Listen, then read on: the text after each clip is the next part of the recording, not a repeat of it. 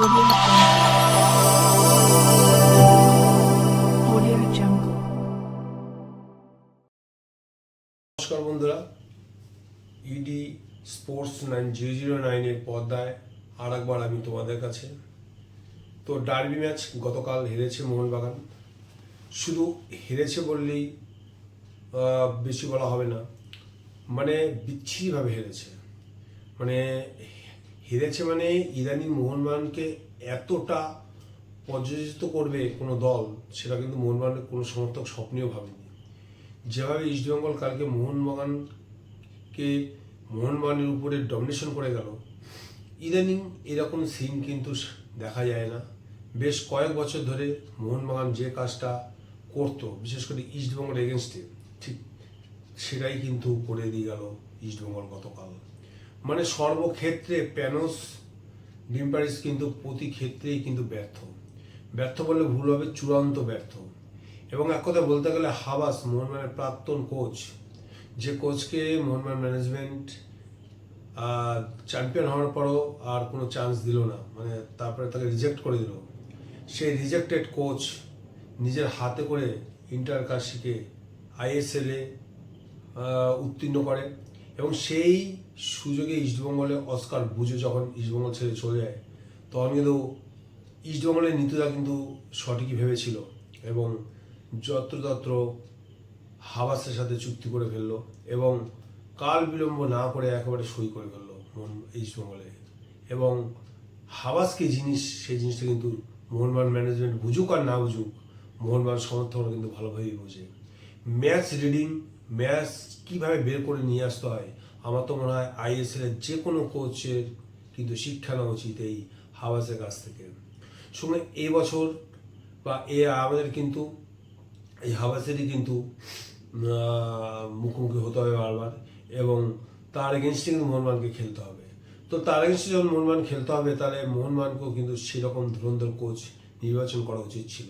কিন্তু মোহনবাগান সেক্ষেত্রে এমন একজন কোচকে নির্বাচন করেছে, মানে ইদানিং তো ফেসবুকে সেসব অকথ্য ভাষা তো আর বলা যাবে না, যে ভাষায় সেই কোচকে সম্মানিত করছে মোহনবাগান সমর্থকরা ক্ষোভ থেকেই।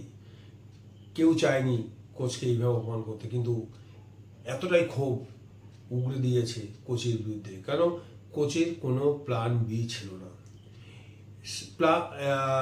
প্যানোসের সিস্টেমটা ভালোই ছিল, বাট এত তাড়াতাড়ি কিন্তু মোহনবাগানের প্লেয়াররা কিন্তু ওই সিস্টেমের সাথে মানিয়ে উঠতে পারেনি। আর ওই সিস্টেমের সাথে মানিয়ে উঠতে গেলে বুড়ো প্লেয়ারদের কিন্তু নিলে চলবে না, যে উপর নিচ ওঠানামা করে ম্যাচটাকে টোটালটা ডমিনেট করবে বা পরিচালন করবে, সেই খেলাটা খেলতে গেলে তাকে যথেষ্ট দম থাকতে হবে, উপরে উঠে নিচে নেমে প্রচণ্ড পরিশ্রম করতে হবে। কিন্তু সেই রকম প্লেয়ার কিন্তু মোহনবাগানে খুব কম ছিল। অভিষেক টেক্সামকে বাদ দিলে মোহনবাগানের শুভাশিস বোস উঠলে আর নামতে পারছে না। মানে গত বছর কোনো রকমে চালিয়েছে, এবছর কিন্তু টোটালি সে কিন্তু, মানে আমি কি বলবো, সে কিন্তু পুরোটাই অফ ফর্ম।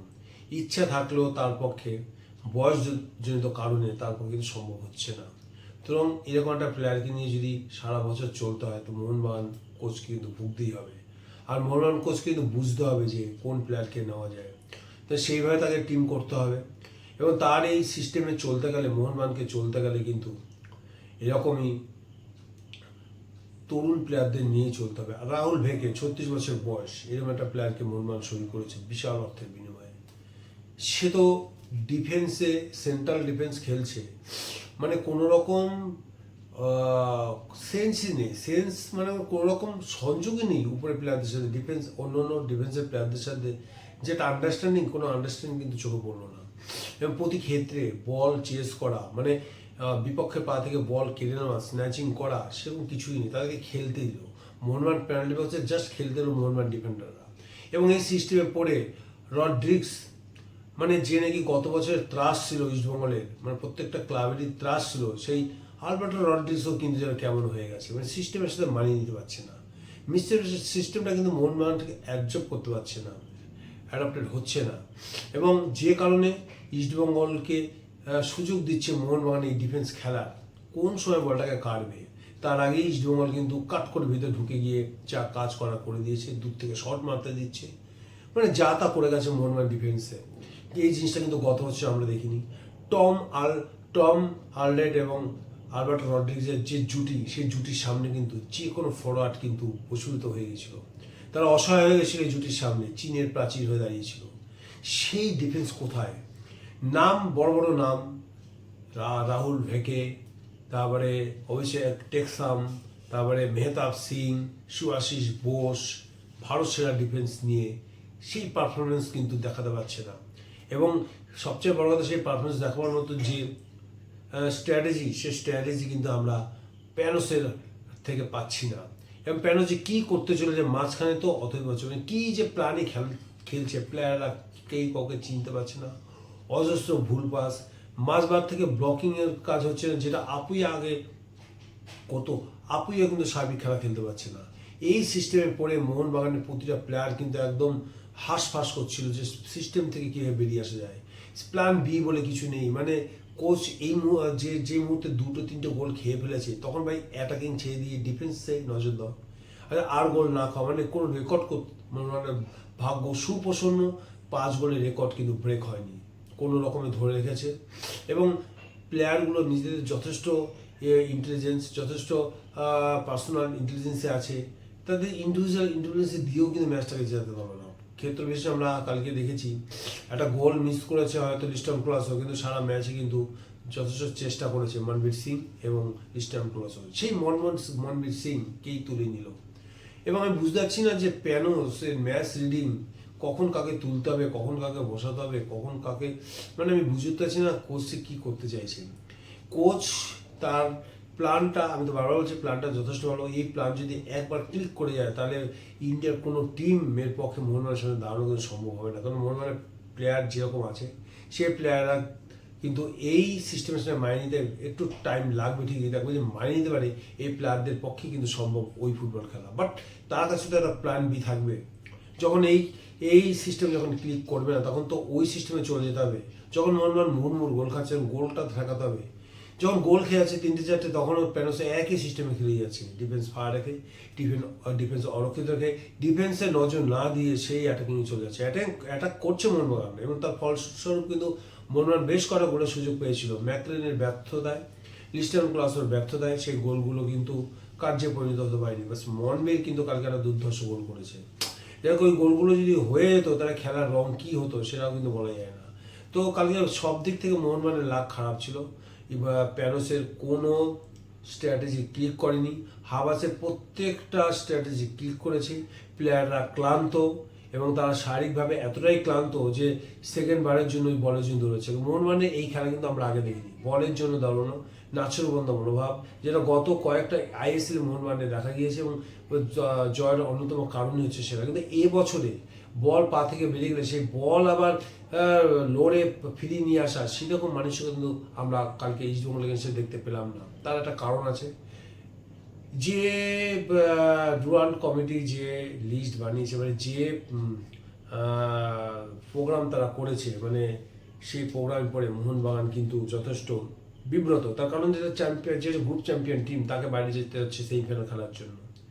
যে নাকি গ্রুপ চ্যাম্পিয়ন নয়, সেই এই কলকাতা থেকে রেস্ট নিয়ে তরতাজা হয়ে ফাইনাল খেলতে নামছে। আর একদিন পরই ওখান থেকে দীর্ঘ জার্নি করার পর, ওরকম একটা পাহাড়ে একটা কঠিন ম্যাচ খেলার পর এসে একদিন রেস্ট নিতে নিতে তাকে আবার সেই প্রবল প্রতিপক্ষের বিরুদ্ধে নামতে হচ্ছে ফাইনালে। এটা মোহনবাগানের যদি ফিজিক্যালি দিকটা দেখা হয়, যথেষ্ট মানে যথেষ্ট সমস্যা মোহনবাগানের, এবং সেই সমস্যায় কিন্তু মোহনবাগান পড়েছে কমিটির ব্যর্থতার জন্য। এবং এই হারের পেছনে মোহনবাগানের প্লেয়াররা যেমন দায়ী, মোহনবাগানের কোচ সেরকম দায়ী, পাশাপাশি কমিটি দায়ী, প্লাস দায়ী বলবো কিছু সমর্থক। আমি এই কারণে বলছি, এই প্রসঙ্গে আমি শেষের দিকে আসবো বলেছিলাম, কারণ আজকে যে বিদেশি মোহনবাগান খেলছে জেলকোভিক, আমি তো কোনোভাবেই দেখছি না দিমি বা কামিন্সের সমগোত্রীয়। দিমি মাঝবাদ যে ফুটবলটা খেলতো, সেই ফুটবলটা যথেষ্ট কার্যকরী ছিল। কি জানি কিছু সমর্থক আছে, কিছু ইস্টবেঙ্গলপন্থী সমর্থক আছে, যারা এই দিমি কামিন্স এই জুটিটাকে সরিয়ে দিয়ে ইস্টবেঙ্গল সুবিধা করে দিল। কালকে ইস্টবেঙ্গল কেন এত কাঁচা খুলে অ্যাটাকে গেল, তার একটাই কারণ, দিমি নামক যে ভয়টা ইস্টবেঙ্গলে এতদিন ধরে তৈরি হয়েছিল, যে ট্র্যাডিশনটা ইস্টবেঙ্গলের মধ্যে চলছিল, দিমি গড কিছু একটা করে দিতে পারে, সেই ভয়টা পুরোপুরি ইস্টবেঙ্গল থেকে উড়ে গেছে। যে এন্ড মুন্ডু এত বছর ধরে ইস্টবেঙ্গলে খেলছে, মোহনবাগানের হয়ে গোল এই নিয়ে 5টা গোল করলেও কাঁচা খোলে অ্যাটাকে যাওয়ার সাহস পায়নি ইস্টবেঙ্গলে কোনো মিডফিল্ড প্লেয়াররাই, বা ডিফেন্সে কিন্তু একটা ত্রাহিতাই রব ছিল দিমিকে নিয়ে, কামিন্সকে নিয়ে, ম্যাকলারেনের জুটিকে নিয়ে, বাট সেই সিস্টেমটাকে ব্রেক করে দিল কিছু উগ্র সমর্থকদের জন্য। ম্যানেজমেন্ট বাধ্য হলো এটা ব্রেক করার জন্য, তাদেরকে দল থেকে বের হওয়ার জন্য, কিন্তু সমান ভাই ম্যানেজমেন্টের সঙ্গে সঙ্গে এইসব সমর্থকদের জন্য। সুতরাং মোহনবাগানে হারার পেছনে এবং ভবিষ্যতে যদি আরও খারাপ রেজাল্ট করে তার পেছনে কিন্তু এইসব মানে কি বলবো, মোহনবাগান বিরোধী মোহনবাগান সমর্থকরাই কিন্তু দায়ী।